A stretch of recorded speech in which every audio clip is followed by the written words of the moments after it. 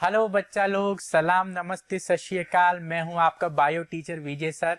तो मेरे प्यारे बच्चों, ये जो अपना टॉपिक चल रहा था लाइफ प्रोसेस, उसके अंदर अपन लास्ट टॉपिक पे पहुंच चुके हैं जिसका नाम है एक्सक्रीशन। तो जैसा कि बच्चों अपन सब पढ़ते हुए आए हैं और छोटी क्लासों से पढ़ते हुए आए हैं कि एक्सक्रीशन क्या होता है।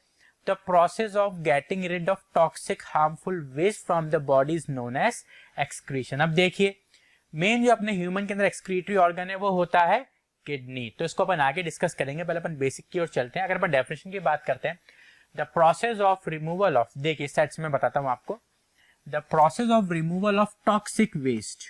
चलो सबसे पहले अपन बच्चों कलर सिलेक्ट करते हैं। कौन सा कलर लेंगे बच्चों? विजय सर का फेवरेट अपन ब्लू कलर लेंगे। चलिए, हाँ, the process of removal of toxic waste from the body of an organism is known as excretion. देखिए बच्चों, अपने जो सेल्स, पहली बात तो excretion both plants and animals में देखने को मिलता है, चाहे वो प्लांट हो चाहे वो एनिमल, एक्सक्रीशन दोनों में ही देखने को मिलता है। तो बच्चों होता है क्या, जो भी लिविंग ऑर्गेनिजम्स होते हैं, अपन सभी को पता है कि जितने भी लिविंग ऑर्गेनिजम्स होते हैं वो सभी मेटाबॉलिक प्रोसेसेस को चलाते रहते हैं। अब चाहे वो प्लांट हो चाहे वो एनिमल हो, मेटाबॉलिक प्रोसेसेस चलते रहते हैं। मेटाबॉलिक प्रोसेस यानी केमिकल रिएक्शंस जो भी होती हैं वो कंटिन्यूसली चलती रहती हैं। अब बच्चों, जो भी केमिकल रिएक्शन चलती है उसके अंदर कहीं ना कहीं इंपॉर्टेंट प्रोडक्ट के साथ वेस्ट प्रोडक्ट भी जनरेट होता है, और उसी वेस्ट प्रोडक्ट को अपन बोलते हैं एक्सक्रीटरी प्रोडक्ट या फिर एक्सक्रीटरी वेस्ट। क्या बोलते हैं बच्चों? लिख लीजिए, एक्सक्रीटरी वेस्ट अपन बोलते हैं। तो जब ये एक्सक्रीटरी वेस्ट अपनी बॉडी में एक्सेस में जमा हो जाता है तो बॉडी को उसको निकालना जरूरी हो जाता है।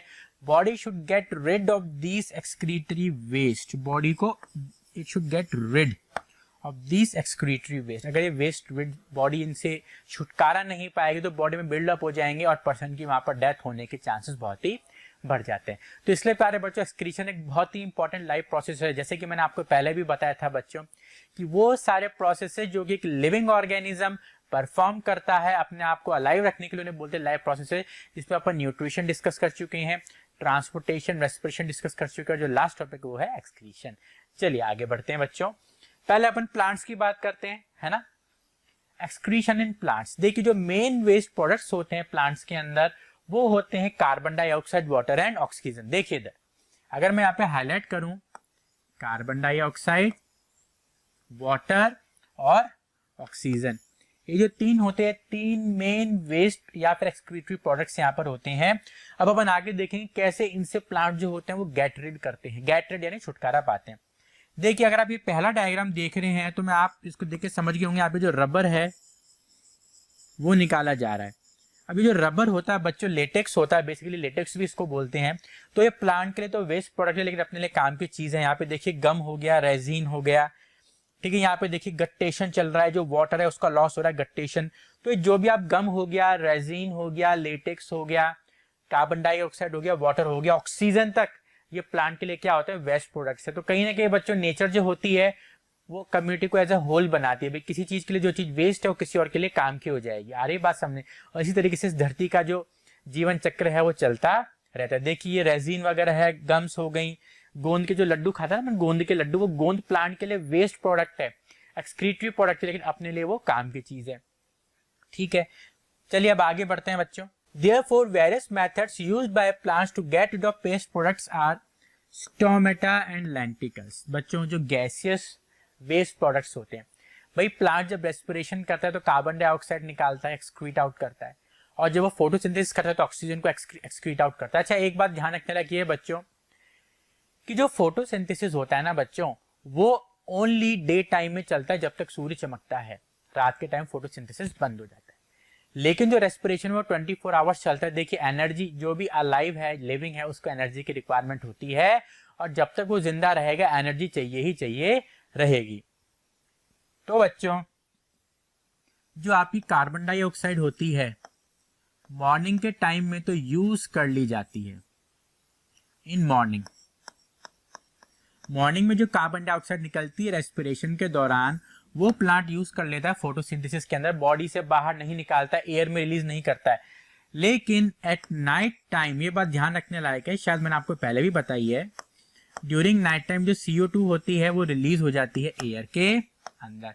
तो इसलिए बोलते हैं रात के समय पेड़ों के पास नहीं सोना चाहिए, क्योंकि कोई डाकन नहीं लटकती है, कोई चुड़ैल नहीं आएगी आपको पकड़ने, क्योंकि वहां पर क्या होता है बच्चों, जो कार्बन डाइऑक्साइड होती है, प्लांट्स जो होते हैं कार्बन डाइऑक्साइड को रिलीज करते हैं, जो कि अपने लिए हेल्थ के लिए अच्छी नहीं होती अगर ज्यादा क्वांटिटी में अपन उसको इनहेल कर लें। आ रही बात समझ में?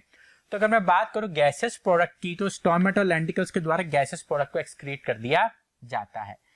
अब बच्चों कुछ वेस्ट जो होता है, जो सॉलिड भी हो सकता है वो, और लिक्विड भी हो सकता है, ठीक है, वो लीव्स में, बार्क में और फ्रूट्स में जमा हो जाता है। भाई लीव्स आप समझते हो पत्तियां, बार्क यानी पेड़ की छाल, और यहाँ पे फ्रूट्स यानी फल।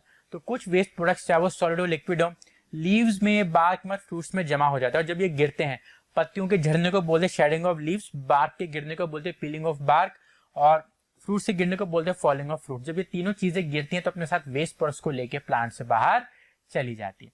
तीसरा तरीका है बस secreting waste in the form of gums and resin. Learn कर लेना बच्चों। भाई गोंद अपन भी तो खाते हैं बच्चों, गोंद के लड्डू प्लांट के लिए एक्सक्रीटरी प्रोडक्ट ही होता है। कई सॉइल में भी एक्सक्रीट आउट कर देता है वेस्ट प्रोडक्ट को। अच्छा एक चीज और है जो मैं आपको बता दूं, यहाँ पे बच्चों रेफाइड्स की फॉर्म में भी होता है, क्या तो आप लिख सकते हैं रेफाइड्स। ये बेसिकली क्या होते हैं, क्रिस्टल्स होते हैं। रेफाइड्स क्या होता है बच्चों, क्रिस्टल्स होते हैं basically. What are raphides? Raphides are crystals. अगर मैं बात करूं जमीकंद, सबने खाए, जमीकंद की सब्जी जो बनती है बच्चों बहुत ही लाजवाब बनती है। हमारे घर में बहुत, पता है कैसे बनाते हैं? जमीकंद को आप बॉईल कर लो हल्का सा ताकि वो सॉफ्ट हो जाए, फिर उसको छोटे छोटे छोटे पीसेस में, मतलब इतने मोटे नहीं, जैसे सोया के चंक्स आते हैं ना, सोयाबीन का जो एक गोला आता है उसके भी 1/4 कर दो, इतने छोटे छोटे पीसेस करके आप उसको टमाटो की प्यूरी में बनाइए, बहुत टेस्टी लगते हैं। मेरी बात को मानिए आप, मतलब रुक नहीं पाएंगे। जो जमीकंद होता है, यम होता है बच्चों, उसका जो मतलब उसके अंदर भी बच्चों रेफाइड्स देखने को मिलते हैं, ऐसे क्रिस्टल्स लाइक होते हैं। तो बेसिकली प्लांट जो होता है अपने वेस्ट प्रोडक्ट को रेफाइड्स की फॉर्म में भी बाहर करता है। फिर जब वो जो पार्ट है प्लांट का जब उससे अलग हो जाता है तो वो रेफाइड्स भी अलग हो जाते हैं। तो इस तरीके से प्यारे बच्चों जो प्लांट्स होते हैं उसमें एक्सक्रीशन देखने को मिलता है। देखिए अपन को पता है प्लांट की जो बॉडी है बच्चों, वो एनिमल के मुकाबले इतनी कॉम्प्लेक्स नहीं होती है, पहली बात। दूसरी बात, उसका जो मेटाबॉलिज्म होता है वो भी स्लो होता है, क्योंकि प्लांट को एक ही जगह पे रहना होता है, प्लांट में लोकोमोशन नहीं होता। तो इसको मद्देनजर रखते हुए उनका जो एक्सक्रीशन प्रोसेस होता है वो भी बहुत सिंप्लीफाइड होता है ह्यूमन बींग्स के मुकाबले या फिर एनिमल्स के, मतलब एडवांस एनिमल्स के मुकाबले। देखिए बहुत सिंपल सा है, अगर गैस होगा तो स्टोमेटा लेंटिकल्स के थ्रू एक्सक्रीशन होगा, स्टोर्ड लिक्विड है तो पत्तियों के, बार के गिरने से हो जाएगा। आप समझ रहे हैं बात? गम्स एंड रेजिन की फॉर्म में, लेटेक्स की फॉर्म में, रबर की फॉर्म में, या फिर सीधे सॉइल में एक्सक्रीट कर देते हैं। तो बहुत सिंपल वे है जिसके थ्रू प्लांट भी एक्सक्रीशन करता है। चलिए बच्चों अब आगे अपन देखते हैं यहाँ पे एक्सक्रीशन इन एनिमल्स। अब अपन यहाँ पर बात करते हैं बच्चों, जो एनिमल्स होते हैं वो मल्टी सेलुलर होते हैं, पहली बात। दूसरी बात, बहुत ही कॉम्प्लेक्स होते हैं और एडवांस होते हैं। तो जो एनिमल्स होते हैं उनका जो एक्सक्रीटरी प्रोसेस होता है वो एडवांस होता है प्लांट्स के मुकाबले, कॉम्प्लेक्स भी होता है, और स्पेशल एक्सक्रीटरी उनके पास ऑर्गन्स होते हैं। जैसे अगर मैं बैक में जाऊं, अगर अपन देखें तो प्लांट के पास ऐसा आपको कोई भी स्पेशल एक्सक्रीटरी ऑर्गन देखने को नहीं मिलेगा। देखिए इसके अंदर से स्टेम से अपन लेटेक्स निकल रहा है, ठीक है, ये गम निकल रही है, ठीक है, यहाँ पे मुझे लग रहा है ये रेफाइड्स हैं, बेसिकली रेफाइड्स हैं क्रिस्टल्स, यहाँ पे देखिए अब वाटर निकल रहा है। तो कोई ऐसा आपको स्पेशल स्ट्रक्चर एक्सक्रीशन का देखने को नहीं मिलेगा। सिंपल स्टोमेटा लेंटिकल्स है, ठीक है, पत्तियों के गिरने से, फ्रूट के गिरने से वेस्ट एक्सक्रीट हो रहा है, सीक्रेट कर रहे हैं मिट्टी में या फिर गम्स एंड रेजिन की फॉर्म में। तो बेसिकली इनके पास कोई एडवांस, कोई डेवलप्ड एक्सक्रीटरी सिस्टम नहीं होता है। लेकिन अपन अगर एनिमल्स की बात करें, चाहे वो यूनिसेलुलर ऑर्गेनिज्म ही क्यों ना हो, उसके अंदर भी कहीं ना कहीं एक ऐसा प्रोसेस होता है जिसमें कोई ना कोई चीज इन्वॉल्व होती है एक्सक्रीशन के लिए। अगर मैं अमीबा की बात करूं, अमीबा प्यारे बच्चे एक यूनिसेलुलर माइक्रो ऑर्गेनिज्म है, आपको फ्रेश वाटर में देखने को मिलता है। अब अगर मैं बात करूं भाई अमीबा लिविंग है बच्चों, अमीबा एरोबिक रेस्पिरेशन करता है, ये मैं आपको बता दूं। Amoeba do aerobic respiration.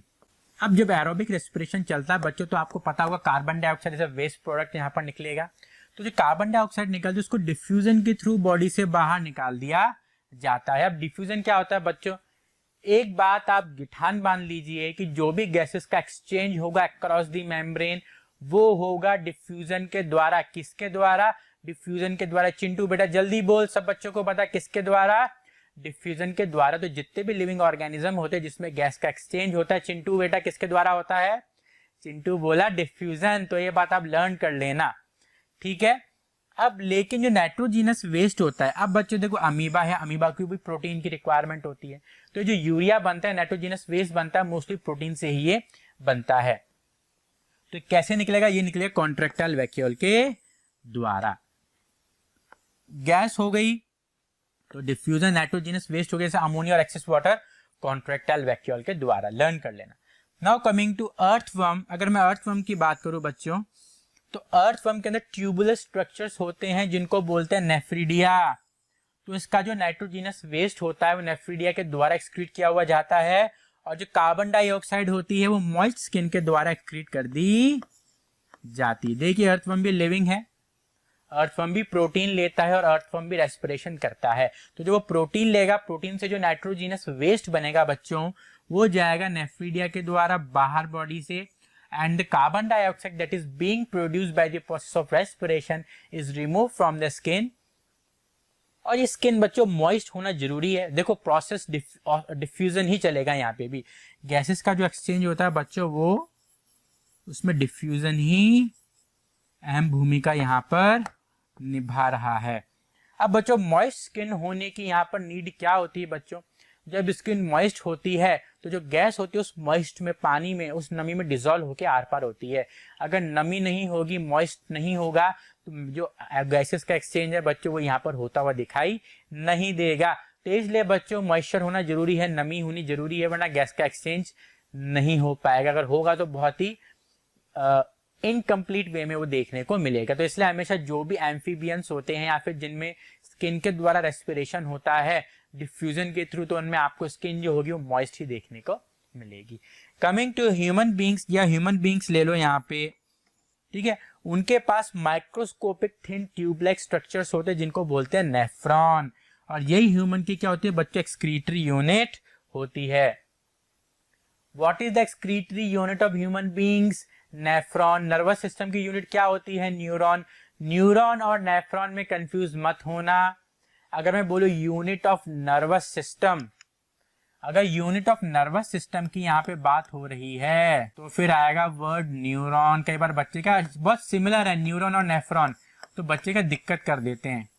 तो अगर नर्वस सिस्टम की यूनिट की मैं बात करूं तो वर्ड आएगा न्यूरॉन, और एक्सक्रीटरी सिस्टम की मैं बात करूं तो वर्ड आएगा नेफ्रॉन। क्लियर है बच्चों? मेरे ख्याल से यहाँ पर आपको कोई भी दिक्कत नहीं होनी चाहिए, ठीक है। अब बहुत सारे nephron, millions of nephron, approximately 1 million या इसके आसपास का जो डेटा है, उतने नेफ्रॉन्स मिलके बच्चों की किडनी बनाते हैं। तो ह्यूमन बींग के अंदर किडनी होती है जो कि मेन एक्सक्रीटरी ऑर्गन देखने को मिलता है। आगे पढ़ेंगे बच्चों। तो मेरा ऐसा मानना है यहाँ तक मेरे प्यारे बच्चों को समझ में आ गया होगा। चलिए नेक्स्ट स्लाइड की अपन बात करते हैं। मछली जल की रानी है, जीवन उसका पानी है, प्यारी सी चिड़िया। चलिए चिड़िया को देखते बच्चों मुझे एक मोटिवेशनल कोड याद आ गया। तो मेरे प्यारे बच्चों आपको मैं मोटिवेट करना चाहूंगा कि यूं ही नहीं मिलती राही को मंजिल, एक जुनून सा दिल में जगाना पड़ता है। यूं ही नहीं मिलती राही को मंजिल, एक जुनून से दिल से जगाना पड़ता है। मैंने पूछा चिड़िया से कैसे बनाया घोंसला? चिड़िया ने बोला भरनी पड़ती है उड़ान, बार बार तिनका तिनका उठाना पड़ता है। तो बच्चों जैसी मेहनत चिड़िया कर रही है वैसी ही मेहनत अपन को करनी है, तिनके तिनके को उठाना है। हर एक सब्जेक्ट के अंदर हर एक टॉपिक को अच्छे से पढ़ना है, तभी जाके घोंसला बनेगा, यानी आप एक अच्छा स्कोर कार्ड जो है वो पा पाएंगे, एक अच्छे नंबर्स को आप ऑब्टेन कर पाएंगे। तो चलिए अब आते हैं अपन काम की बात पे। बच्चों ये कुछ एनिमल्स के मैंने डायग्राम दिए हैं, तो इसमें मैं आपको समझाऊंगा भी किस किस तरीके से इनमें एक्सक्रीशन होता है, क्या क्या ये करते हैं। मोस्ट एक्वेटिक एनिमल्स शार्क को छोड़ के, इसको शार्क को स्टार लगा देना बच्चों। शार्क को आप यहाँ पर बच्चों स्टार लगा सकते हो। तो जितने भी एक्वेटिक एनिमल्स होते हैं, जितने भी मोस्ट एक्वेटिक एनिमल्स होते हैं, वो सब नाइट्रोजिनस वेस्ट में अमोनिया सीक्रेट करते हैं, क्योंकि अमोनिया पानी में फटाफट से घुल जाती है। तो अमोनिया एक्सक्रीट करते हैं, सीक्रेट नहीं, एक्सक्रीट करते हैं। तो इनको बोलते हैं अमोनोटैलिक। क्या बोलते हैं? अरे जल्दी बोलो, अमोनोटैलिक। अब बात करते हैं मैमल्स की। ह्यूमन बींग्स भी मैमल्स हैं। वो जानवर जो अपने बच्चों को दूध पिलाते हैं या फिर वो जानवर जिनके पास मेमोरी ग्लैंड्स होते हैं उन्हें अपन मैमल्स बोलते हैं। मोस्ट मैमल्स, ठीक है। एम्फीबियंस वो होते हैं जो पानी में भी रहते हैं और लैंड में भी रहते हैं। और शार्क यहाँ पे स्टार पॉइंट है। ये क्या एक्सक्रीट करते हैं? यूरिया। इसने बोलते हैं यूरियोटैलिक। क्या बोलते हैं? यूरियोटैलिक। चिंटू सबको बोल के बता क्या बोलते हैं। चिंटू ने मेरे कान में आके बोला यूरियोटैलिक। आगे बढ़ते हैं। Birds, reptiles, insects and land snail. Birds हो गए, रेप्टाइल्स हो गए, इंसेक्ट हो गए और लैंड स्नेल। लर्न कर लेना बच्चों, क्वेश्चन आमतौर यहाँ से पूछ लिया जाता है। बर्ड्स, रेप्टाइल्स, इंसेक्ट और लैंड स्नेल ये यूरिक एसिड को एक्सक्रीट करते हैं, बोलते हैं यूरिकोटैलिक। तो ये टेबल आपको लर्न होनी चाहिए बच्चों, इट्स इंपॉर्टेंट, ठीक है। अगर मैं बात करूं एक्वेटिक एनिमल्स की तो ये सब अमोनिया सीक्रेट करते हैं, अमोनोटैलिक। मैमल्स, ठीक है। मोस्ट एम्फीबियंस और शार्क एक्वेटिक का तो ध्यान रखना है यहाँ पे, ये यूरिया सीक्रेट करते हैं, ureotelic. Birds, reptiles, insects and land snail, land वाला होना चाहिए, क्या एक्सक्रीट करते हैं? यूरिक एसिड, तो यूरिकोटैलिक। ठीक है बच्चों, चलिए अब आगे बढ़ते हैं अपन। Removal of waste products in humans. अगर मैं ह्यूमंस की बात करूं बच्चों, अपन ने अभी डिस्कस करा थोड़ी देर पहले प्लांट्स के बारे में। बच्चों प्लांट्स जो देखिए, जो भी लिविंग ऑर्गेनिज्म है, चाहे प्लांट हो चाहे एनिमल हो, लाइफ प्रोसेसेस चलते हैं, इसलिए वो जिंदा है। और इन लाइफ प्रोसेसेस में जितना ही इंपॉर्टेंट न्यूट्रिशन है उतना ही इंपॉर्टेंट एक्सक्रीशन भी यहाँ पर हो जाता है। तो अब बच्चों एक्सक्रीशन में मैंने आपको बताया जो प्लांट होता है उसकी बॉडी बहुत ही सिंप्लीफाइड होती है और प्लांट में जो वेस्ट प्रोडक्ट निकलते हैं आमतौर पे वो बहुत ही सिंपल वे में बॉडी से बाहर निकाल दिए जाते हैं। अगर गैसेज होंगे तो स्टोमेटा, लेंटिकल के द्वारा, या फिर गम्स, रेजिन की फॉर्म में, रेफाइट की फॉर्म में, या फिर सॉइल में एक्सक्रीट कर देंगे, या फिर पत्तियों और फ्रूट्स के गिरने से जो है वो रिड हो जाते हैं अपने वेस्ट प्रोडक्ट से, एक्सक्रीटरी प्रोडक्ट से। लेकिन एनिमल की मैं बात करूं तो एनिमल का जो मेटाबॉलिज्म होता है बहुत ही हाई होता है। एनिमल एक कॉम्प्लेक्स माइक्रो ऑर्गेनिज्म है, ऑर्गेनिज्म है। एनिमल्स माइक्रो भी होते हैं और मल्टी सेलुलर भी होते हैं, ठीक है। अगर मैं ह्यूमंस की बात करूं, आज अपन मोस्ट एडवांस ऑर्गेनिज्म है, अपनी बॉडी बहुत कॉम्प्लेक्स है। साथ ही साथ में बच्चों जो अपनी बॉडी है उसमें बहुत सारे सेल्स प्रेजेंट हैं। तो जब इतने सारे सेल्स हैं जो कंटिन्यूसली वर्कआउट कर रहे हैं तो कितना सारा वेस्ट जनरेट होगा।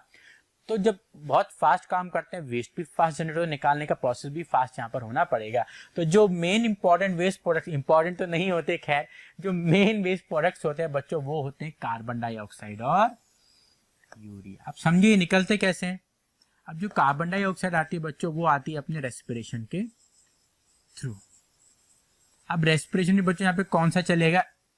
Aerobic respiration. ये बात आपको पता होनी चाहिए, अपन ने पहले डिस्कस किया, it should be aerobic respiration. जो कार्बन डाइऑक्साइड बच्चों अपन एक्सक्रीट आउट करते हैं, मतलब जितने भी ऑर्गेनिज्म जिनमें एरोबिक रेस्पिरेशन चलता है उनकी बॉडी में ऑक्सीजन ली जाती है और जब वो एयर छोड़ते हैं तो उस एयर में कार्बन डाइऑक्साइड की कॉन्सेंट्रेशन ज्यादा होती है। तो जो CO2 है वो लंग्स के द्वारा बॉडी से बाहर निकाल दी जाती है। तो लंग्स कैसे मदद करते हैं CO2 को एक्सक्रीट आउट करने में? CO2 है कार्बन डाइऑक्साइड। लेकिन जो यूरिया है वो कैसे एक्सक्रीट होता है? वो होता है किडनी के द्वारा फिल्टर किया जाता है। जैसे बच्चों आप समझिए यूरिया पहले कैसे बनता है, ये चीज मैं आपको थोड़ा सा बताना चाहूंगा। अपन जो भी खाना खाते हैं उसके अंदर 3 इंपॉर्टेंट मैक्रोस होते हैं। देखिए फूड को अपन मैक्रो और माइक्रो में तोड़ते हैं, तो अपन यहाँ पे मैक्रो की ही बात करेंगे बच्चों। मैं लिख देता हूँ यहाँ पे वर्ड मैक्रो। मैक्रो में 3 इंपॉर्टेंट चीजें आती है। कार्बोहाइड्रेट, तो उसको कार्बोहाइड्रेट को मैं कार्ब्स लिख देता हूँ, फैट्स एंड प्रोटीन। ये 3 आपके फूड के मैक्रो होते हैं। तो थोड़ा सा बच्चों मैं बताना चाहूंगा आपको, अपन जब भी खाना खाते हैं तो इन तीनों का राइट प्रपोर्शन होना बहुत ही जरूरी है। इंडियन डाइट में क्या होता है कि दाल तो होती है, इसे कटोरी में चपाती और चावल जो होते हैं पूरी थाली को घेरे होते हैं, ये गलत तरीका है बच्चों। इनका राइट प्रपोर्शन होना चाहिए। अगर आप कुछ भी खाना खा रहे हो तो 40 to 40 अप्रोक्सीमेटली 40 to 45% कार्ब्स होते हैं, 30% के आसपास, 30 to 35% के आसपास प्रोटीन होते हैं और फैट्स होते हैं 20 to 25%। अगर आप इस रेशियो में खाना को खाओगे, मैं दोबारा बता रहा हूँ, 40 to 45% कार्बोहाइड्रेट्स होते हैं, 30 to 35% जो होते हैं वो आपके अप्रोक्सीमेटली प्रोटीन होते हैं और 20% के आसपास फैट्स। फैट्स में भी हेल्दी फैट लेने पड़ेंगे तभी बॉडी का जो है वो ऑप्टिमम डेवलपमेंट होगा। आपकी बॉडी में कभी भी टमी नहीं आएगी, आप मोटे नहीं होगे, फैट नहीं चढ़ेगा। लेकिन क्या करते हैं अपन, कार्बोहाइड्रेट की मात्रा को एक्सेस में कर देते हैं, फैट की मात्रा को एक्सेस में कर देते हैं, और प्रोटीन बहुत ही मिनिमम होता है। मैं आपको बताऊं बच्चों, जितना पर्सन का वेट होता है, अक्षय कुमार का एक ऐड आया था, जितने किलो के आपको उतने ग्राम प्रोटीन जाना चाहिए। अगर आप फूड सप्लीमेंट भी लोगे, आप नॉर्मल डाइट चलाओ, नॉर्मल डाइट के साथ आप प्रोटीन सप्लीमेंट भी चलाओगे, तो भी आपकी डेली प्रोटीन रिक्वायरमेंट पूरी नहीं होगी, जो कि पर्सन को चाहिए एक नॉर्मल बॉडी को मेंटेन करने के लिए। बॉडी बिल्डिंग की तो अपन बात ही हटा दें, तो इतने अपनी डाइट जो चलती है प्रोटीन डेफिशिएंट होती है। आप अगर कभी डाइट चार्ट में कैलकुलेट करोगे ना अपनी डाइट को, तो आप दंगे रह जाओगे, आप प्रोटीन आधा भी नहीं ले रहे हो, जितनी एक पर्सन जो कि सीडेंटरी कुछ भी काम नहीं कर रहा, उसको जितना प्रोटीन चाहिए अपन उतना भी नहीं ले पा रहे, जबकि अपन स्टूडेंट है, पढ़ाई भी कर रहे हैं, आ भी रहे हैं, जा भी रहे, खेल भी रहे हैं। तो अपनी जो डाइट होती है उसमें प्रोटीन की बहुत कमी होती है, ठीक है। तो जो प्रोटीन, अब जो यूरिया आता है बच्चों, वो आता है प्रोटीन से भाई। अब कुछ लोग हैं, जैसे अगर मैं वेस्टर्न कंट्रीज की बात करूँ तो वहां पे क्या होता है, प्रोटीन रिच डाइट बहुत ही चलती है। वेस्टर्न कंट्रीज में आप देखिए मोस्टली बीफ हो गया, चिकन हो गया, नॉनवेज काफी चलता है। तो नॉनवेज में प्रोटीन की जो मात्रा होती है वो बहुत ही ज्यादा होती है। तो जो अनयूज्ड प्रोटीन होता है वो लिवर में ब्रेक डाउन होता है, और उससे जो बाय प्रोडक्ट बनता है, वेस्ट प्रोडक्ट बनता है, वो होता है यूरिया। और यही यूरिया किडनी फिल्टर करती है, ब्लड से यूरिन की फॉर्म में बाहर निकाल देती है। तो किडनी क्या हो गई, फिल्टर ऑर्गन हो गई आपकी बॉडी की। जैसे एक्वागार्ड जो होता है, एक्वागार्ड बोल दो आप, या ब्लू स्टार के फिल्टर्स जो भी आते हो, पानी को फिल्टर करते हैं। अपनी किडनी क्या करती है, ब्लड को फिल्टर करती है। अपने ब्लड में जो भी यूरिया है, अनवांटेड सब्सटेंसेस हैं, उसको फिल्टर करके अपनी बॉडी से यूरिन की फॉर्म में बाहर निकाल देती है। तो किडनी बच्चों देखिए आप कुछ इस तरीके की दिखाई पड़ती है, और लंग्स आपने देख ही रखे हैं लास्ट वाले लेक्चर के अंदर। तो बच्चों बेसिक आपकी फाउंडेशन जो बिल्डअप हो गया। चलो आगे अपन बात करते हैं। जो ह्यूमन बीइंग का प्यार है बच्चों, एक्सक्रीटरी सिस्टम होता है, उसमें 2 किडनी होती हैं, 2 यूरेटर होते हैं, एक यूरिनरी ब्लैडर होता है और एक यूरेथ्रा यहाँ पर होता है। 2 किडनी कैसी होती है बच्चों, बीन शेप्ड होती है। यूरेटर कैसे होते हैं, लॉन्ग पाइप्स होते हैं। यूरिनरी ब्लैडर ये डिस्टेंसिबल होती है, डिस्टेंसिबल बोल दो, या फिर आप चाहो तो उसकी जगह फ्लेक्सिबल आप लिख सकते हो। फ्लेक्सिबल एक इजी वर्ड है बच्चों, है ना, तो अपन इसकी जगह लिख देते हैं अपन फ्लेक्सिबल, ठीक है। Let's select the again blue colour. तो यहाँ पे मैं लिख देता हूँ यूरिनरी ब्लैडर जो होती है बच्चे फ्लेक्सिबल होती है। ये बात आपको ध्यान रखनी, मतलब ये एक ब्लैडर होती है जो ऐसे, इसमें जैसे फूड आप ना, स्टमक है, ज्यादा खाना हो तो स्टमक ऐसे फूल जाता है, तो ये भी फूल जाती है। तो इसके जो अंदर का वॉल्यूम है वो चेंज हो सकता है, फूल भी सकते हैं, सिकुड़ भी सकती है। आ रही बात समझ में। तो as per the availability of waste inside the bladder, bladder ऐसे फूल भी जाती है और कम, तो ऐसे फ्लेक्सिबल, आप समझ रहे हो बात को। उसके बाद यूरेथ्रा से बॉडी से यूरिन को बाहर निकाल दिया जाता है। तो मैं आपको फ्लोचार्ट बताता हूँ मोटे मोटे तौर पे। ह्यूमन बीइंग्स की बॉडी में 2 किडनीज होती हैं। किडनीज बीन शेप्ड होती हैं, थोड़ी सी ब्रिक रेड कलर की होती हैं, 2 होती हैं। पीछे की साइड होती है, यहाँ पे कमर के ऊपर पीछे की साइड होती है, जहाँ पे मेरी उंगलियां हैं वहां पर आपको जो है किडनीज पीछे की साइड होती है बच्चों। ऐसे पीछे की आप देख रहे हो 2 ऐसे होती है, जैसे मैंने हाथ रखा हुआ है। किडनी क्या करती है, ब्लड से आने वाले वेस्ट सब्सटेंसेस को फिल्टर आउट करती है। यूरिया हो गया, एक्सेस ऑफ वाटर हो गया, एक्सेस ऑफ सॉल्ट हो गया, जो कि बॉडी के लिए अनवांटेड उन्हें बॉडी से बाहर निकालती है यूरिन की फॉर्म में। बेसिकली यूरिन में 90 to 95% वाटर ही होता है। यूरेटर, किडनी से क्या होता है, यूरेटर निकलते हैं, वो किडनी में बनने वाली यूरिन को आगे यूरिनरी ब्लैडर में लेके जाते हैं। यूरिनरी ब्लैडर क्या करती है, यूरिन को स्टोर करते जब तक आपको इमरजेंसी नहीं लग जाती। तो बेसिकली आपकी यूरिनरी ब्लैडर में 400 से 500 अप्रोक्सीमेटली डेटा है, 400 से 500 ml तक। कई जगह आपको 600 ml लिखा हुआ दिख जाएगा, कई जगह 300 ml लिखा हुआ, लेकिन एवरेज निकालो 400 से 500 ml यूरिन जो होती है वो यूरिनरी ब्लैडर होल्ड करने की क्षमता रखती है। इसके आगे आप नहीं होल्ड कर सकते, आपको जाना ही पड़ेगा, आपको इमरजेंसी लैंडिंग करनी ही पड़ेगी, वरना बच्चों धारे जो है वो बह जाएंगी। उसके आगे आता है यूरेथ्रा। यूरिनरी ब्लैडर में जब फुल हो जाता है, एकदम टंकी फुल हो जाती है, तो अपन को अर्ज होती है टॉयलेट करने की। टॉयलेट करने को बोलते हैं यूरिनेशन, ठीक है। तो जब अर्ज होती है यूरिनेशन की, तो यूरेथ्रा के द्वारा, वाया यूरेथ्रा अपन यूरिन को बॉडी से पास आउट कर देते हैं। Urine is passed out from the body, ठीक है बच्चों। तो ये बेसिक अंडरस्टैंडिंग है कैसे एक्सक्रीटरी सिस्टम ह्यूमंस की यहाँ पर बात और स्पेसिफिकली होता है। चलिए अपन डायग्राम देखें यहाँ पे, तो बहुत सिंपल डायग्राम है, बहुत ही क्लियर डायग्राम है, ब्यूटीफुल डायग्राम भी है, देखिए। अब बच्चों अगर अपन इस डायग्राम को देखें तो किडनीज अपन को दिखाई दे रही हैं, लेफ्ट किडनी और राइट किडनी, ठीक है। ये जो किडनीज होती है अगर आप देखोगे तो बीन शेप्ड होती हैं। कैसी होती है बच्चों? मिस्टर बीन की यहाँ पर बात नहीं हो रही, बीन शेप्ड होती हैं। अरे चिंटू बेटा कैसी होती हैं?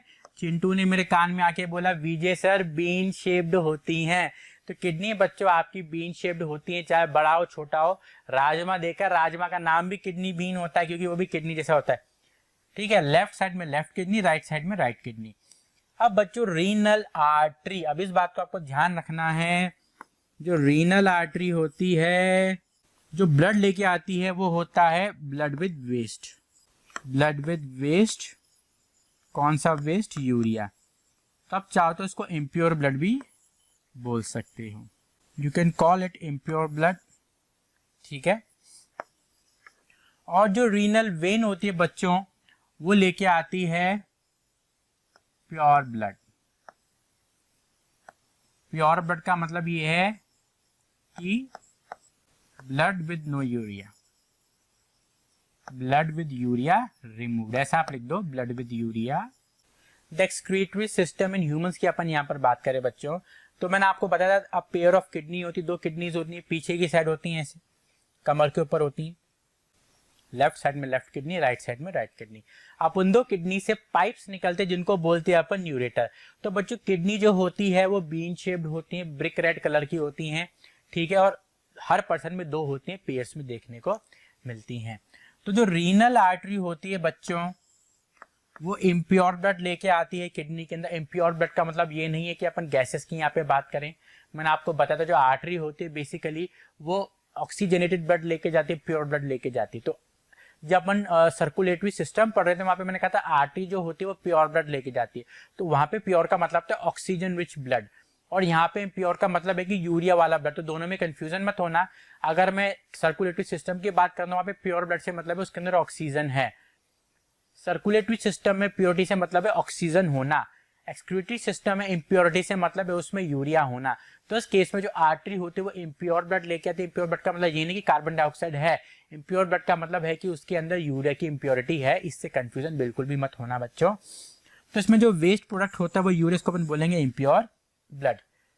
अब किडनी में गया इम्प्योर ब्लड, फिल्टर विल्टर चला, फिल्टर को जो साफ ब्लड है वो रीनल वेन के अंदर डाल दिया जाता है। तो रीनल वेन में प्योर ब्लड चलता है। प्योर ब्लड का मतलब ये नहीं कि oxygen rich blood, pure blood का मतलब ये है कि उसमें से यूरिया को जो है वो रिमूव कर दिया गया है।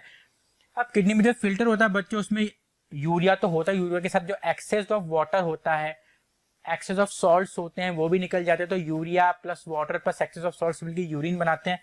ये यूरिन इन ट्यूब्स के द्वारा, जिनको अपन यूरेटर बोलते हैं, यूरिनरी ब्लैडर में इकट्ठे कर लिए जाते हैं। तो यूरिनरी ब्लैडर क्या हो गई? फुल हो गई, इकट्ठा होता गया, इकट्ठा होता गया, टंकी फुल। मैं लिख देता हूं यहाँ पे, टंकी फुल हो गई।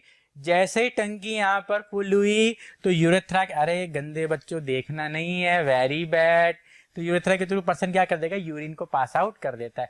तो इस तरीके से बच्चों एक हाई लेवल पे सिंप्लीफाइड वे में यूरिन जो होता है वो बॉडी से पास आउट होता है। तो बच्चों ये एक सिंपल डायग्राम था बच्चों एक्सक्रीटरी सिस्टम इन ह्यूमंस का, जिसमें अपन पेयर ऑफ किडनी देखी, यूरेटर देखा, यूरिनरी ब्लैडर को देखा, यूरेथ्रा को देखा। चलिए अब आगे बढ़ते हैं बच्चों, अपन डिस्कस करेंगे यहाँ पर नेफ्रॉन को, ठीक है। तो नेफ्रॉन जो होता है बच्चों वो होता है द एक्सक्रीटरी यूनिट। किडनी बोल दो या फिर आप ह्यूमंस बोल दो, आ रही है बच्चों बात समझ में आपको? देखो बायोलॉजी आमतौर पे क्या करते हैं बच्चे, रटने की कोशिश करते हैं, लेकिन biology is not about cramming, ठीक है, नेम्स लर्न करने। लेकिन अगर आप सिंप्लीफाइड वे में उसको समझोगे तो बायोलॉजी इज वेरी इजी, आपका इंटरेस्ट डेवलप होने लग जाएगा। बच्चों का बायोलॉजी चूज न करने का रीजन ये होता है कि उन्हें समझ में नहीं आता, उनको ऐसा लगता है रटना है, बट रटना नहीं है। जब आप चीजों की गहराई में जाओगे तो आपको मजा सा जो है वो आने, आप कोरिलेट करोगे अपनी बॉडी से। तो बच्चों अगर मैं बात करूं ह्यूमन किडनी का, एक थोड़ा सा डायग्राम है जिसमें नेफ्रॉन को बताया गया है डायग्रामेटिक वे में बच्चों। तो जो नेफ्रॉन होता है यहाँ पे बच्चों उसको एक्सक्रीटरी यूनिट ऑफ किडनी बोला जाता है। अप्रोक्सीमेटली यहाँ पर बच्चों का मैं बात करूं, अप्रोक्सीमेटली 1 मिलियन 1 मिलियंस हो जाएगा, ठीक है 1 मिलियन ही बोल दो चाहो तो। हटाओ इसको भी हटाओ जल्दी से। Favourite blue pen, approximately 1 million जो नेफ्रॉन्स होते हैं, न्यूरॉन मत लिखना बच्चों, दिमाग में मेरे भी न्यूरॉन आता है कई बार, दिमाग में न्यूरॉन चल रहा होता है लेकिन अरे यार नेफ्रॉन लिखना है, तो आपके साथ भी होगा।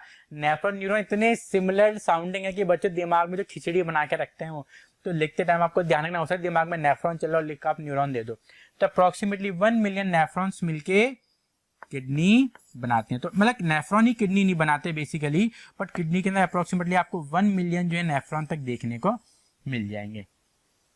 और अपन देखें नेफ्रॉन कुछ ऐसा दिखाई पड़ता है बच्चों। अब नेफ्रॉन में एक कप शेप लाइक बैग है, ये कप बन रहा है, कप जिसमें अपन चाय पीते हैं, तो कप शेप लाइक बैग होता है जिसको बोलते हैं अपन बोमेंस कैप्सूल। क्या बोलते हैं बड़ा चिंटू, कान में आके बता, चिंटू बोले सर बोमेंस कैप्सूल बोलते हैं, सारे बच्चे बोलेंगे बोमेंस कैप्सूल। अरे बोलो आवाज नहीं आ रही है, बोमेंस कैप्सूल, बोमेंस कैप्सूल। तो जो बोमेंस कैप्सूल होता है बच्चों वो क्या है, एक C shape cup bag like structure है, ठीक है। अब ये बोमेंस कैप्सूल हो गया, उसके नीचे एक ट्यूब निकल रहा है, इस ट्यूब को बोलते हैं ट्यूब्यूल। क्या बोलते हैं बच्चे, ट्यूब्यूल। तो बोमेन कैप्सूल और ट्यूब्यूल मिलके क्या बनाते हैं, नेफ्रॉन को बनाते हैं। तो नेफ्रॉन के दो महत्वपूर्ण हिस्से हो गए, एक तो हो गया बोमेन कैप्सूल, दूसरा हो गया ट्यूब्यूल। अगर मैं देखो ट्यूब्यूल का एक हिस्सा तो कनेक्ट हो रहा है बोमेन कैप्सूल से, ध्यान से देखो, ट्यूब्यूल का जो एक हिस्सा है, वन एंड है, अपर एंड है, वो तो कनेक्ट हो रहा है बोमेन कैप्सूल से, और जो अनदर एंड है वो कनेक्ट हो रहा है यूरिन कलेक्टिंग डक्ट से। मतलब अब चलो आगे समझिए। अब इसमें आपको एक ऐसा गुच्छा दिख रहा होगा, ये क्या है गुच्छा है, बंडल ऑफ कैपिलरीज। ये क्या है बच्चों, इधर मैं लिख देता हूं, ग्लोमेरुलस क्या होता है, बंडल ऑफ कैपिलरीज। आप फटाफट लिख लीजिए यहाँ पे, ग्लोमेरुलस क्या होता है, ग्लोमेरुलस होता है बंडल ऑफ कैपिलरीज। क्या होते हैं बच्चों, मैं आपको समझा चुका हूँ।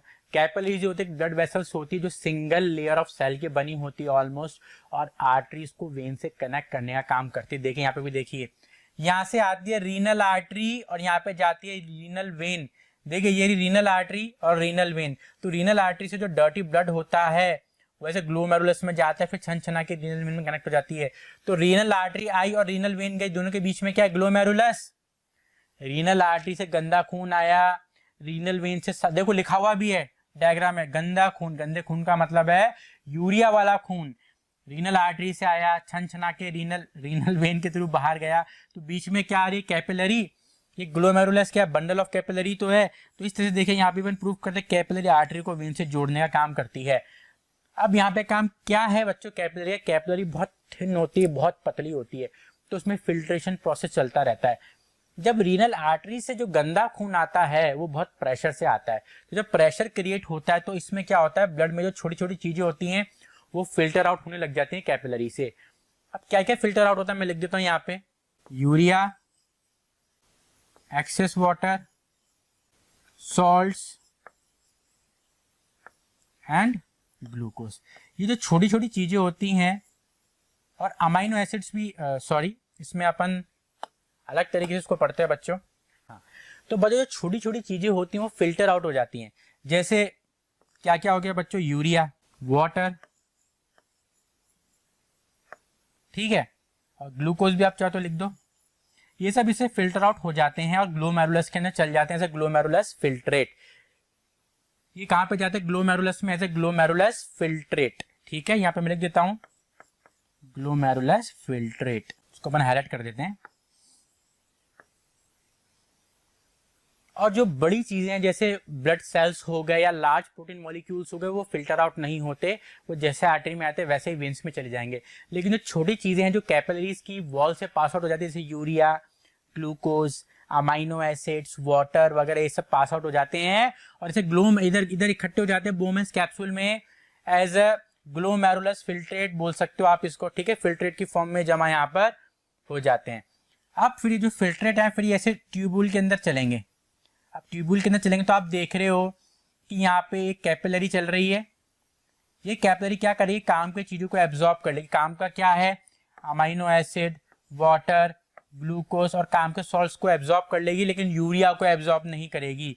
तो ये काम की चीजें एब्जॉर्ब करके देखिए वापस से किस में चली गई, रीनल वेन में। ध्यान से देखिए, अब रीनल आर्टरी गंदा खून लेके आई, ये रीनल आर्टरी चल रही, रीनल आर्टरी चल रही, रीनल आर्टरी चल रही है, फिर यहाँ से कैपिलरी किस में गई, एक ब्रांच किस में गई, ग्लोमेरुलस के अंदर चली गई। तो यानी अब देखिए समझे यहाँ से बच्चों, जो गंदा खून है वो आया आया आया, अरे आ गया और यहाँ से ग्लोमेरुलस में चला गया। तो ग्लोमेरुलस का एक जो हिस्सा है वो रीनल आर्टरी से कनेक्टेड है, गंदा खून आता है।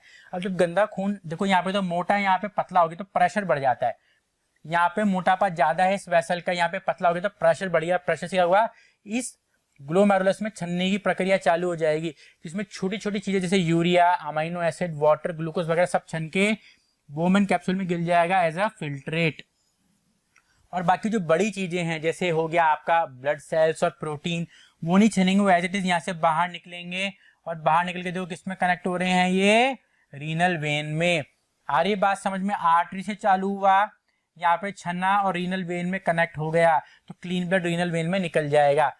अब देखो आप, अब मैं यहाँ पे बात करूँ, समझना इस बात को बच्चों, कि अब ये जो कैपिलरी यहाँ से निकल रही है, ये इसको ऐसे कवर किए हुए है, ध्यान से देखना, इसको ऐसे कवर किए हुए ट्यूबुल को। तो ट्यूबुल में जो चीजें छनी जैसे कि urea, amino acid, water, glucose, तो काम की चीजें वो वापस से एब्जॉर्ब हो जाएंगी। जैसे अमाइनो एसिड काम का है, वाटर काम का है, ग्लूकोज काम का है, तो ये वापस से एब्जॉर्ब होके इस ब्लड में डाल दी जाएंगी और रीनल वेन के द्वारा ब्लड में सर्कुलेट कर दी जाएंगी। लेकिन जो यूरिया है, एक्सेस ऑफ वाटर है, ये वापस से एब्जॉर्ब नहीं होगा। और ये देखिए यहाँ से यूरिन कलेक्टिंग डक्ट में इकट्ठा होकर यूरिन के द्वारा बॉडी से बाहर निकाल दिया जाएगा। तो बच्चों इसको मैं आपको दोबारा समझाता हूं, बहुत ही सिंपल है। नेक्स्ट डायग्राम में बेसिक मेरे हिसाब से आपको यहाँ पर पिक्चर समझ में आ गई होगी। अगर यहाँ पे भी सर हल्का फुल्का सा डाउट है तो यहाँ पे कोई भी डाउट आपका नहीं रहेगा, क्योंकि इसी को मैं पीछे आपको एक पिक्चर समा बांध रहा था कि कैसे चलता है। अब देखिए, अब यहाँ पे आई रीनल आर्टरी, यहाँ पर आपको और भी अच्छे तरीके से समझ में आ जाएगा। देखिए अपन पीछे देखें तो जो रीनल आर्टरी है, देखिए डर्टी ब्लड, गंदा खून लेके आ रही है, ये गंदा खून चला चला चला और यहाँ से ग्लोमेरुलस में चला गया, ग्लोमेरुलस में, फिर ग्लोमेरुलस से एक और कैपिलरी निकली, ये निकल के रीनल वेन में जा रही है। देखो तो यानी गंदा खून आता है, आर्टरी से साफ खून जा रहा है रीनल वेन में, ठीक है। अब आगे देखते, जो गंदा खून आया वो आया रीनल आर्टरी से, अब ये गया आप ग्लोमेरुलस के अंदर। अब आप देखोगे पीछे तो ये जो रीनल आर्टरी है इसका डायमीटर ज्यादा है, इसका कम है, तो जैसे ही बड़े पाइप से छोटे पाइप में जाते तो प्रेशर बढ़ जाता है, तो प्रेशर की वजह से चीजें यहाँ पे छनने लग जाएंगी। क्या क्या छनेंगे बच्चों, यहाँ पे देखो glucose, amino acids, salt, water and urea. तो glucose, amino acid, salt, water, urea छन के फिल्ट्रेट की फॉर्म में ऐसे बोमेन कैप्सूल में गिर जाएगा। लेकिन जो बड़ी चीजें जैसे हो गए ब्लड सेल्स और कुछ प्रोटीन मॉलिक्यूल्स, वो नहीं छनेंगे, वो एज इट इज रहेंगे। अब यहाँ पे छन के अंदर बोमेन कैप्सूल्स में आ जाएंगे। अब बोमेन कैप्सूल से नीचे जाएंगे तो देखिए, अब एक आई यहाँ पे इसने ग्लोमेरुलस बनाया, फिर ग्लोमेरुलस से कैपिलरी निकली जो कि ट्यूबुल को ऐसे कवर किए हुए, लपेटे हुए है। देखिए ये जो कैपिलरी निकल रही है ग्लोमेरुलस से, वो ट्यूबुल को लपेटे हुए है। ये यहाँ पे क्या करेगी, काम की चीजों को वापस से रीएब्सॉर्ब कर लेगी। देखते हैं अपन, dirty blood containing waste, dirty blood है जिसमें यूरिया है, सब कुछ है। तो जो सब यूरिया के साथ साथ जो एक्स्ट्रा चीजें हैं जैसे glucose, amino acid, salt, water, क्योंकि छोटे से छन के ग्लोमेरुलस फिल्ट्रेट में आ जाएंगे। अभी फिल्ट्रेट ट्यूबुल में चलेगा, ट्यूबुल में चल रहा है बच्चों, ट्यूबुल में चल रहा है। ये ट्यूबुल कहाँ पे जाके कनेक्ट हो रही है, यूरिन कलेक्टिंग डक्ट के अंदर। तो जब तक ये यूरिन कलेक्टिंग डक्ट में जाएगी, इसके आसपास एक लिपट गई है कैपिलरी, तो कैपिलरी क्या करेगी, काम की चीजों को एब्जॉर्ब कर लेगी, जैसे all glucose, all amino acid, most salt and most water. इसको बोलते हैं लूप ऑफ हैनले। क्या बोलते हैं बच्चों, लूप ऑफ हैनले। मुर्गी को लो, हैनले, लूप बना लो, लूप ऑफ हैनले। तो ये है लूप ऑफ हैनले। तो लूप ऑफ हैनले के अंदर बच्चों आप देखोगे मोस्ट ऑफ द चीजें आपको ऐसे एब्जॉर्ब होती हुई दिखाई देंगी। अब यहाँ पे चला फिल्ट्रेट, तो ये जो कैपिलरी है काम की चीजों को एब्जॉर्ब कर लेगी, ठीक है। और देखिए ये कैपिलरी जो है ये क्लीन ब्लड लेके जा रही है रीनल वेन के अंदर, यानी आर्टरी में से जो गंदा खून आया उसमें से यूरिया निकाल देगा और बाकी काम की चीजें वापस से एब्जॉर्ब करके बॉडी में रोटेट कर दी गई। लेकिन जो ट्यूब्यूल जिसमें यूरिया का ऑब्जर्वेशन नहीं हुआ, मैं लिख देता हूं यहाँ पे, ट्यूब्यूल में no absorption of urea, tubule में no absorption of urea, urea का एब्जॉर्प्शन नहीं होता है। तो जो यूरिया है वो पानी के साथ मिलकर यूरिन बनाएगा, यूरिन चल रहा है, यूरिन कलेक्टिंग ट्यूब में आया और यूरिन की फॉर्म में बॉडी से बाहर निकाल दिया। तो इस प्रकार से बच्चों बॉडी की जो नेफ्रॉन होता है, न्यूरॉन नहीं नेफ्रॉन होता है, उसमें फिल्ट्रेशन प्रोसेस चलती है। तो मेरे ख्याल से आपको समझ में आ गई होगी। अपन आगे देखते हैं, समझते हैं स्टेप्स ऑफ यूरिन फॉर्मेशन। पहला हो गया, अब जो अपन ने पढ़ा वहां पे उसको स्टेप्स की फॉर्म में डिस्कस करेंगे, अल्ट्रा फिल्ट्रेशन और ग्लोमेरुलर फिल्ट्रेशन। तो उसको मैं हाईलाइट कर देता हूं, बच्चों नाम से ही पता पड़ रहा है भाई, रीनल आर्टरी गंदा खून लेके आएगी। गंदे खून का मतलब है उसमें यूरिया होगा। तो जैसे ही ब्लड ग्लोमेरुलस के थ्रू जाता है, आपको पता है ग्लोमेरुलस का डायमीटर कम हो जाता है, पाइप पतला हो जाता है, तो प्रेशर बढ़ते ही जो चीजें हैं वो पास आउट हो जाएंगी। क्या क्या पास आउट होंगी? Urea, glucose, amino acid, water salt, ये सब एज अ फिल्ट्रेट इकट्ठे हो जाएंगे बोमेन कैप्सूल के अंदर। दूसरा स्टेप है रीएब्जॉर्प्शन। अब बच्चों होता है क्या है, जो आपके बोमेन कैप्सूल में जो फिल्ट्रेट इकट्ठा हुआ ना, वो ट्यूबुल में जाएगा। जैसे अपन पीछे देखें, इस ट्यूबुल, ये जो है ना, ये ट्यूबुल में जाएगा, ट्यूबुल में मूव करेगा। तो आप देखो ट्यूबुल के आसपास कैपिलरी जा रही है। ये कैपिलरी क्या करेगी? ट्यूबुल में से काम की चीजें जैसे कि glucose, amino acids, most solid water को एब्जॉर्ब कर लेगी और इसको ये क्या करेगी? वापस से रीनल वेन के द्वारा ब्लड के अंदर पहुंचा दी जाएगी। लेकिन यूरिया का एब्जॉर्प्शन नहीं होगा। वो जो यूरिया है वो ऐसे चलता जाएगा, यूरिन कलेक्ट डक्ट में जाएगा, यूरिया पानी के साथ मिलकर यूरिन और बॉडी से बाहर निकाल दिया जाएगा। अब अपन इधर देखें, तीसरा यहाँ पे सीक्रेशन। सीक्रेशन में होता क्या है बच्चों? इसको ट्यूबुलर सीक्रेशन भी बोल सकते हो। इसमें जो ट्यूबुलर सेल्स होते हैं, ध्यान रखने वाली बात है बच्चों, ट्यूबुलर सेल्स। तो ट्यूबुलर सेल्स होते हैं वो कुछ सब्सटेंस को डालते हैं। कौन से? Hydrogen ion, potassium ion etcetera in the filtrate. Hydrogen ion, potassium ion और ठीक है, दो लाइन कर लो, हाइड्रोजन आयन और पोटेशियम आयन। चिंटू कौन कौन से आयन हुए? सर हाइड्रोजन आयन और पोटेशियम आयन। तो ये जो सब्सटेंसेस इनको वापस से सीक्रेट कर दिया गया फिल्ट्रेट के अंदर। ये क्या करते हैं? बैलेंस को बनाते हैं, ionic balance, acid base balance अपनी बॉडी के अंदर मेंटेन करने का काम करते हैं।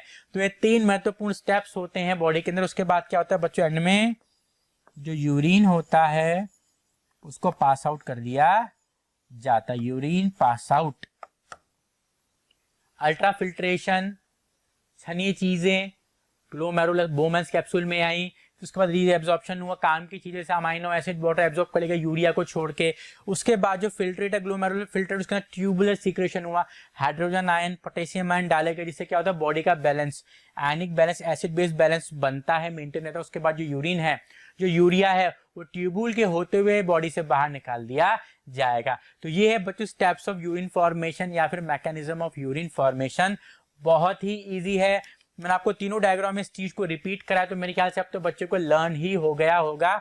इससे सिंप्लीफाइड वे में मैं आपको नहीं समझा सकता, या फिर कोई टीचर समझाएगा, वो समझाएगा तो इससे सिंप्लीफाइड तरीका नहीं है। अब बच्चों आगे बढ़ते रीनल फेलियर। तो जब अपन रीनल फेलियर की यहाँ पर बच्चों बात करते हैं, यहाँ पे भी वर्ड रीनल आता है। रीनल का मतलब होता है किडनी। तो बच्चों अगर अपन देखें, जो किडनी होती है उसको फेल होने के कई सारे कारण होते हैं।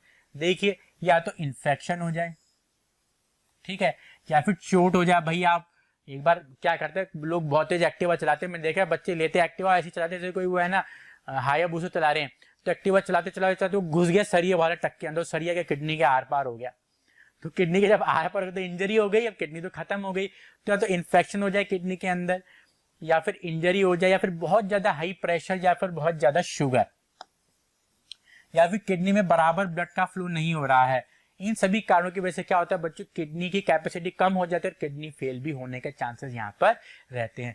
तो उसको अपन बोलते हैं रीनल फेलियर, जिसकी वजह से वो अपना काम करना बंद कर देती है। मैं दोबारा बताता हूँ, या तो किडनी में इन्फेक्शन हो गया, या फिर सरिया आर पार हो गया, इंजरी हो गई, या गिर गया, एक्सीडेंट हो गया, या फिर हाई बीपी, या फिर हाई शुगर लेवल, या फिर किडनी में ब्लड फ्लो रेस्ट्रिक्टेड है, प्रॉपर नहीं हो पा रहा, तो किडनी काम करना धीमा करती है, रुकती है, फिर बंद हो जाती है, फेल हो जाती है। अब जब किडनी काम करना यहाँ पर फेल होगी तो क्या होगा बच्चों? यहाँ पे जो टॉक्सिक वेस्ट है, यहाँ पे सच एज यूरिया, वो बॉडी में बिल्डअप होना स्टार्ट हो जाएगा। और आप सभी को पता है यूरिया बॉडी में बिल्डअप होगा। यूरिया क्या एक टॉक्सिक मेटाबॉलिक वेस्ट है जो प्रोटीन के लेवल में ब्रेक डाउन होने से बनता है। अगर ये बॉडी में इकट्ठा हो जाएगा तो बॉडी का बैलेंस बिगड़ जाएगा, टॉक्सिक हो जाएगा, पर्सन की डेथ हो जाएगी। तो यूरिया तो छोड़ो, बॉडी वाटर को भी जो है बैलेंस आउट नहीं कर पाई। किडनी बॉडी में पानी के बैलेंस के साथ साथ फिल्ट्रेशन का काम भी करती है। मेन काम तो फिल्ट्रेशन है, लेकिन बॉडी में वाटर बैलेंस को भी बनाए रखने का जो महत्वपूर्ण काम है वो हेल्दी किडनी करती है। लेकिन अगर यहाँ पे किडनी डैमेज हो जाती है बच्चों, जो टॉक्सिक वेस्ट है जैसे कि यूरिया की अपन बात करें, वो बॉडी में बिल्डअप होना स्टार्ट हो जाते हैं। तो जब यूरिया बॉडी में बिल्डअप होता है प्यारे बच्चों, तो टॉक्सिक एनवायरनमेंट क्रिएट होता है जिसकी वजह से पर्सन की डेथ हो जाती है। तो जैसे ही किडनी फेल होता है तो इमीडिएट एक्शन क्या होता है बच्चों, फटाफट से किडनी ट्रांसप्लांट यहाँ पर अपन करवाएं। तो ये तो बात की बात है। इससे पहले क्या करता है जो परमानेंट वे है, देखो मैं आपको बताता हूँ। जो परमानेंट वे है वो होता है एक किडनी ट्रांसप्लांट। हेल्दी होना जरूरी है, ऐसे नहीं कोई सी भी फर्जी किडनी लगा दी कि सर उसको तो कैंसर हो रहा था मैंने कैंसर वाली किडनी लगा दी। नहीं भैया, हेल्दी किडनी होनी चाहिए और वो भी matching. It should be matching. Healthy kidney जो होनी चाहिए बच्चों वो भी मैचिंग यहाँ पर होनी चाहिए। अगर मैचिंग नहीं होगी तो बॉडी रिजेक्ट कर देगी, जिसने किडनी दी है वो भी खराब होगी, तुम्हारी तो हालत खराब ही खराब है, जिसको भी किडनी फेल की समस्या है। तो ध्यान रखिए। अच्छा बच्चों, इसमें एक प्रॉब्लम और है कि भाई कई बार क्या होता है, मैंने आमतौर पे ऐसा देखा है कि जो किडनी का जो ट्रांसप्लांट होता है ना वो सक्सेसफुल नहीं जाता। मैंने देखा है बच्चों, मोस्ट ऑफ द केसेस में मैंने देखा है किडनी ट्रांसप्लांट का जो ऑपरेशन है वो सक्सेसफुल नहीं गया। तो इस बात का ध्यान रखना कि अपने अपनी किडनी को हेल्दी रखना है। किडनी को हेल्दी कैसे रख सकते हैं कि खूब पानी पियो। जितना पानी पियोगे किडनी अच्छे से फिल्टर कर पाएगी वेस्ट को, यूरिया को। अगर पानी नहीं पिएंगे तो किडनी को जोर लगाना पड़ेगा वेस्ट को बिल्डअप, वेस्ट को बॉडी से बाहर निकालने के लिए। प्लस ब्लड प्रेशर को नॉर्मल रखिए, शुगर को नॉर्मल रखिए। ऑल इन ऑल आपको बैलेंस डाइट रखनी है और अपनी बॉडी को हेल्दी रखना है, वर्कआउट करना है। देखिए बच्चों, वर्क लाइफ बैलेंस बहुत ही जरूरी है। आप देखिए कितनी सारी चीजें से किडनी फेल हो सकती है, बीपी से, शुगर से, इंजरी से, इन्फेक्शन से, रेस्ट्रिक्टेड ब्लड फ्लो। तो अल्टीमेटली अगर आपको खुश रहना है तो आपको हेल्दी रहना होगा। हेल्दी कह सकते हैं बैलेंस डाइट बहुत जरूरी है बच्चों। बैलेंस डाइट लीजिए, एक्सरसाइज कीजिए और पानी खूब पीजिए। जितना पानी पियोगे तो किडनी आराम से फिल्टर कर पाएंगे। पानी नहीं होता किडनी को ताकत लगानी पड़ेगी और किडनी जो है उसके ऊपर जोर पड़ जाता है और ग्रेजुअली धीरे धीरे करके उसकी एफिशिएंसी को कम करता रहता है। तो परमानेंट अगर पहली बात तो अपन ऐसी टाइम ही ना आने दें।